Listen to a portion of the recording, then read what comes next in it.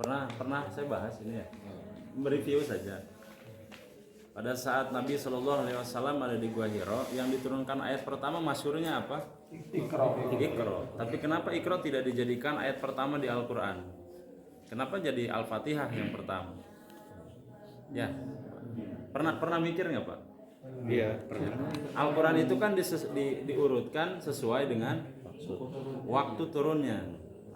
Yang waktu pertama kali itu kan Iqra bismi rabbikal ladzi khalaq ayat 1 sampai 5. Kenapa itu tidak dijadikan dasar ayat pertama yang dibaca di Al-Qur'an? Kenapa jadi Al-Fatihah kemudian Al-Baqarah? Ada yang bisa jawab nggak? Ada yang bisa bantu jawab nggak ini? Nggak bisa, lupa ya Pak? Lupa lah. Disesuaikan kejadiannya. Oh, ini kejadian pertama Pak. Kejadian kondisi saat itu. Baik. Jawabannya adalah Al-Quran disusun bukan berdasarkan turunnya ayat pertama, tetapi surat utuh. Surat utuh mana yang pertama. Al-Fatihah itu diturunkan utuh Pak, tidak setengah-setengah. Kalau Iqra itu berjalan 5 ayat dulu, nyicil kredit. Nah, dikredit nih kalau ayat yang lain. Tetapi Al-Fatihah ada kekhususan. Pada saat diturunkan itu full langsung dari Bismillah sampai Waladolin. Begitu. Jadi itulah kenapa alasan Al-Alaq diturunkan ayat pertama, tetapi tidak dijadikan surat pertama. Beda itu. Dan surat pertamanya menjadi Al-Fatihah. Ada pada akhirnya ulama itu sepakat. Ini jumhur ulama sepakat, tidak ada yang berselisih. Kenapa Al-Fatihah Allah turunkan faedahnya jadi yang pertama surat yang utuh? Karena di dalam Al-Fatihah terkandunglah ternyata kandungan isi dari Al-Quran. Makanya disebut dengan Ummul Quran. Begitu. Semua yang dibahas di Al-Quran ada di situ secara garis besar. Sehingga itu yang menjadi alasan bagi ulama menetapkan bahwa Al-Fatihah ini menjadi surat pertama yang harus disusun. Dari Al-Fatihah, kemudian surat yang kedua yang lengkap adalah berarti Al-Baqarah dan seterusnya. Begitu. Kalau Al-Baqarah juga turunnya langsung atau enggak. Tetapi secara turunnya ayat itu yang lebih dulu. Jadi akhirnya disusun berdasarkan turunnya ayat yang utuh sampai di akhir. Gitu ya, itu yang pertama. Kemudian lihat dikala la tuti'hu wasjud wa qtarib. Ini juga ayat sajdah. Kemarin bagi yang tidak sempat hadir barangkali ayat sajdah ini disunnahkan untuk sebetulnya sujud. Namanya sujud tilawah ya. Atau ada yang menyebutnya sujud sajadah. Nah, itu tata caranya adalah kalau pada saat tidak dalam kondisi sholat ini langsung saja Allahu Akbar sujud. Kalau kita menghadap kiblat sujud Allahu Akbar tanpa mengangkat tidak mengangkat tangan takbiratul ihramnya ya, seperti ini. Langsung saja Allahu Akbar. Sujud syukur. Nah, gitu. Terus kumaha tah doana apal Pak? Sarangan ya. Kirinya ya. Sajada. Bismillahirrahmanirrahim. Sajada. Wajhiya lilladzi. Ini yang pendek dulu ya, karena ada 2 versi.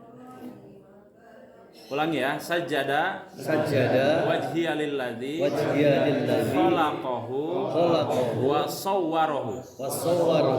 Diulang, sajada wajhiya lilladzi khalaqahu wa sawwarahu. Lanjut, wasyaqqa sam'ahu wa basarahu. Gitu. Sampai situ dulu, ingat? Lanjut. Bihaulihi wa quwwatihi fatabarakallahu ahsanul khaliqin. Itu yang panjangnya. Nah, kita ambil yang pendeknya saja ya.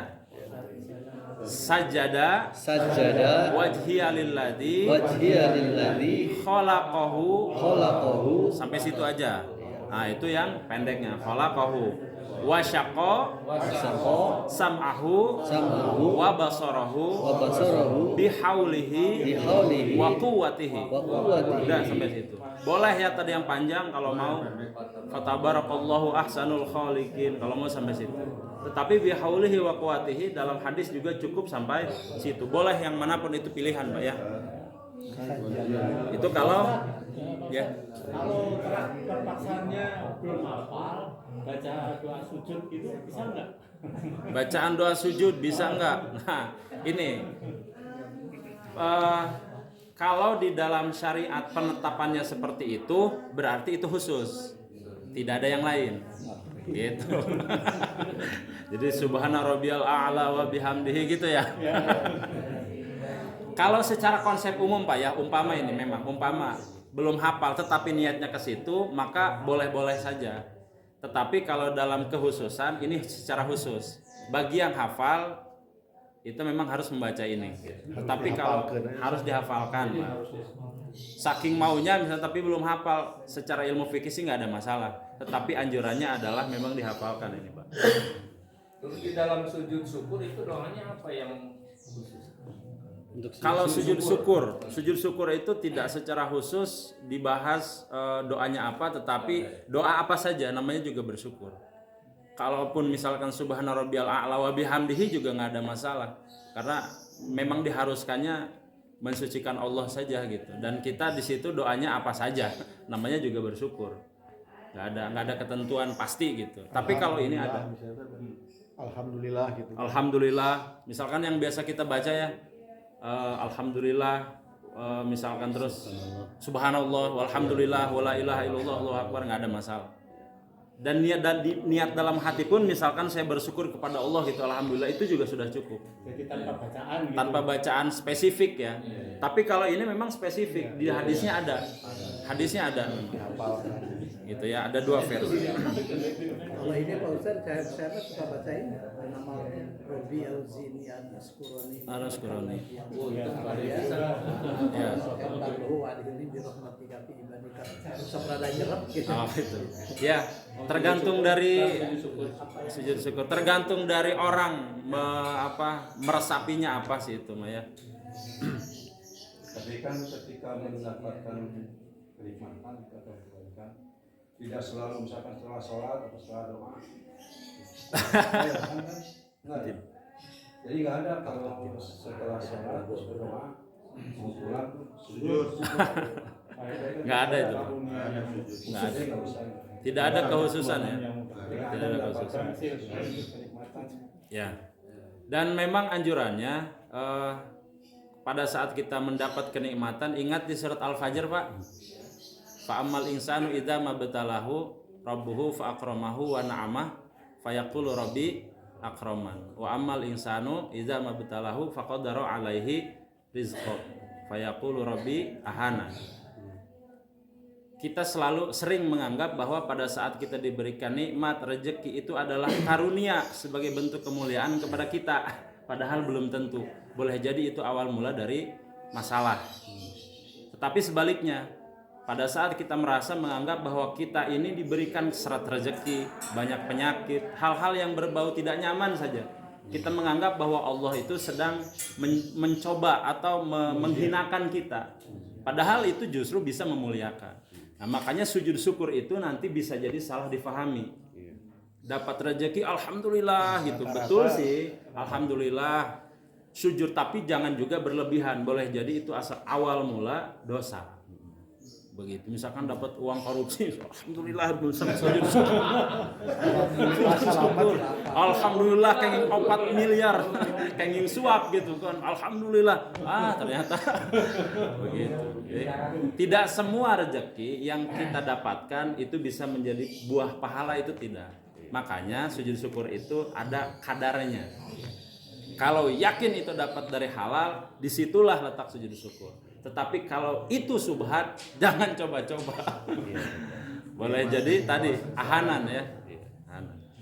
Itu ya. Jadi yang terkait sujud syukur. Masih ada ya? Masih. Ini Pak, pengalaman aja lah.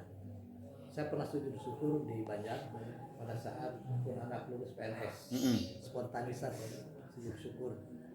Yang kedua baru-baru ini setelah saya mendapat jodoh juga saya dapat sujud syukur. Alhamdulillah. Sujud syukur saya gitu. Alhamdulillah. Mungkin diantaranya contohnya itu ya. Contoh betul. Terus gini Pak, ada yang orang sehabis sholat ya sujud syukur gitu ya, itu atas kenikmatan bisa menjalankan sholat pada hari itu, karena tidak sedikit yang sakit Pak. Jadi dia mensyukuri atas kesehatan yang didapat, sementara yang lain menderita sakit. Akhirnya dia setelah sholat sujud syukur, seperti ada yang seperti itu. Tapi tidak selalu kan gitu. Itu mungkin Pak yang bisa saya pahami seperti itu. Ya. Bisa ditanya, kalau kita kan ada nuzulul Quran, nah yang diturunkan waktu nuzulul Quran itu surat apa gitu kan? Kan turunnya ayat Quran, nuzulul Quran. Ini Pak, Semua enggak. Nuzulul Quran itu kan diperingati sebagai turunnya Al-Quran, diturunkannya pertama kali Al-Quran. Tetapi tidak semua Al-Quran diturunkan pada saat nuzulul Quran, enggak. Itu peringatan saja. Pada saat itulah diturunkannya ayat Quran pertama kali. Iqra itu ya. Di Iqra. Dulunya di laut. Ya, jadi satu-satu. Kalau nggak ada Al-Quran di sana. jadi memperingati. Memperingati. Itu ya.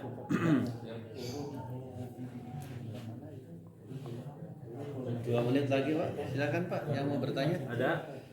Cukup? Kalau kita tutup doa itu review saja. Allahumma salli wa sallim ala sayyidina Muhammadin fil awwalin wal akhirin wa barik wa sallim wa radiyallahu ta'ala an kulli sahabati Rasulillah ajma'in. Amin. Amin ya Allah, alhamdulillahi rabbil alamin. Allahumma arhamni bil Qur'an, Allahumma arhamna bil Qur'an waj'alhu li imama wa nuran wa hudan wa rahmah. Allahumma zakkirna minhu ma nasina wa 'allimna minhu ma jahilna warzuqna tilawatahu wa ana al-laili wa atrafan nahar waj'alhu lana hujjatan ya rabbal alamin. Allahumma aslih lana dinana alladhina huwa ismatu amri wa aslih lana dunyaya allati fiha ma'ashi wa aslih lana akhirati allati fiha ma'adi واجعل الحياة زيادة لنا في كل خير واجعل الموت راحة لي من كل شر. اللهم اجعل خير عمري آخره وخير عملي خواتمه وخير أيامي يوم ألقاك فيه. اللهم إنا أسألك عيشة هنية وميتة سوية ومردا غير مخزي ولا فاضح. اللهم إنا أسألك خير المسألة وخير الدعاء وخير النجاح وخير العلم وخير العمل وخير الثواب وخير الحياة وخير الممات. وثبتني وثقل موازيني وحقق إيماني وارفع درجتي وتقبل صلاتي واغفر خطيئاتي وأسألك العلا من الجنة. اللهم إنا أسألك موجبات رحمتك وعزائم مغفرتك والسلامة من كل إثم والغنيمة من كل بر والفوز بالجنة والنجاة من النار. اللهم أحسن عاقبتنا في الأمور كلها وأجرنا من خزي الدنيا وعذاب الآخرة. اللهم اقسم لنا من خشيتك ما تحول به بيننا وبين معصيتك ومن طاعتك ما تبلغنا بها جنتك ومن اليقين ما تهون به علينا مصائب الدنيا ومتعنا بأسماعنا وأبصارنا وقوتنا ما أحييتنا واجعله الوارث منا واجعل ثأرنا على ما ظلمنا وانصرنا على من عادنا ولا تجعل مصيبتنا في ديننا ولا تجعل الدنيا أكبر همنا ولا مبلغ علمنا ولا تسلط علينا من لا يرحمنا اللهم لا تدع لنا ذنبا إلا غفرته ولا هما إلا فرجته ولا دينا إلا قضيته ولا حاجة من حوائج الدنيا والآخرة إلا قضيتها يا أرحم الراحمين ربنا آتنا في الدنيا حسنة وفي الآخرة حسنة وقنا عذاب النار وصلى الله على نبينا محمد وعلى آله وأصحابه الأخيار وسلم تسليما كثيرا برحمتك يا أرحم الراحمين. الفاتحة. أعوذ بالله من الشيطان الرجيم. بسم الله الرحمن الرحيم. الحمد لله رب العالمين الرحمن الرحيم مالك يوم الدين إياك نعبد وإياك نستعين اهدنا الصراط المستقيم صراط الذين أنعمت عليهم غير المغضوب عليهم ولا الضالين. Assalamualaikum warahmatullahi wabarakatuh.